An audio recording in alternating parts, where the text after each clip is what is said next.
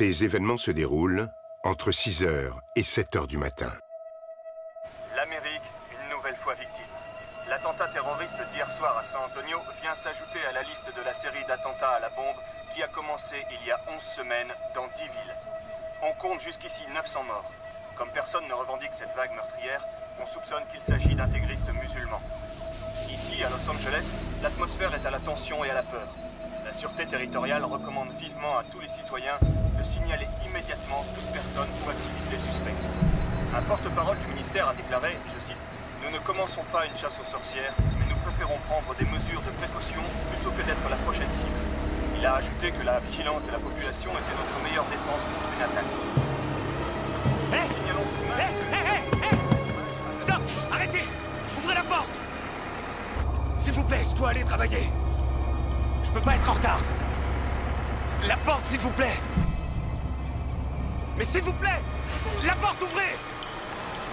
La porte ouvre! Mais je ne crois pas! Pourquoi vous voulez pas ouvrir?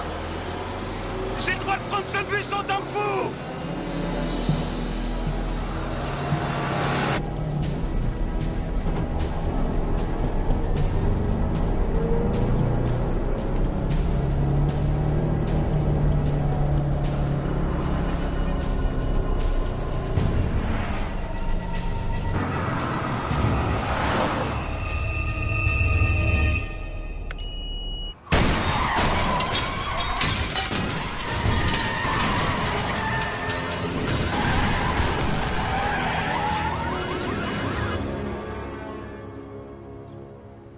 Notre pays est en état de siège. Et vous êtes la conseillère pour la sûreté territoriale, Karen. Franchement, votre réticence me surprend. Vous êtes en train de construire des bâtiments qui ne sont ni plus ni moins que des camps de concentration. Ce sont des centres de détention.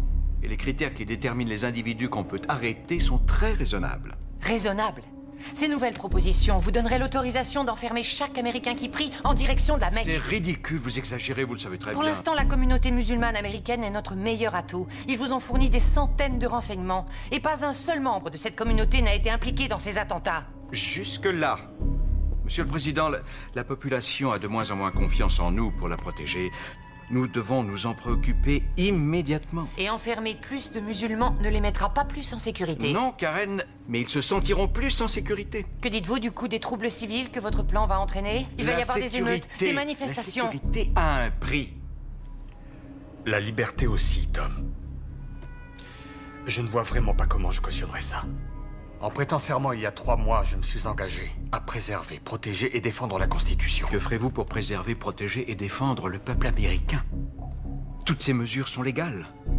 Blake a tout étudié avec le ministre de la Justice, il peut en témoigner. Il y a un précédent, monsieur. De plus, nous sommes en temps de guerre. Lincoln a suspendu l'habeas corpus, Roosevelt a signé Oui, des Blake, décrets. je suis au courant. Roosevelt a emprisonné plus de 2000 Américains d'origine japonaise, ce que la plupart des historiens considèrent comme une erreur honteuse. Je demanderai volontiers à ces historiens combien d'Américains d'origine japonaise ont été ainsi empêchés de perpétrer des actes de sabotage dans notre pays. Je sais bien que ce que je propose est délicat et difficile, mais on ne peut pas continuer à pratiquer la politique de l'autruche très longtemps. Monsieur le Président, Oui. Encore un attentat. à Los Angeles, dans un bus.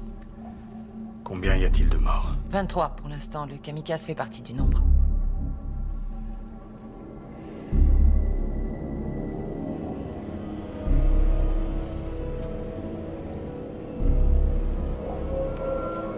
On est toujours certain qu'Amri al-Assad est derrière ces attentats. Oui, monsieur, nous confirmons qu'il est arrivé aux États-Unis 3 jours avant le premier attentat de San Antonio. Et n'oublions tout de même pas qu'Assad a appelé à la destruction des États-Unis d'Amérique pendant ces 20 dernières années. Monsieur le Président, mes analystes pensent que l'organisation d'Assad ne peut pas survivre sans lui et que les attentats cesseront une fois qu'il sera mort. Ce qui veut dire qu'il faut absolument réussir l'opération pour éliminer Assad. La cellule antiterroriste estime pouvoir réussir à 75%. Oh, estimation audacieuse. Vous savez, vous me donnez l'impression de ne pas vouloir que ça réussisse. Je suis tout à fait conscient que nous n'avons pas le choix.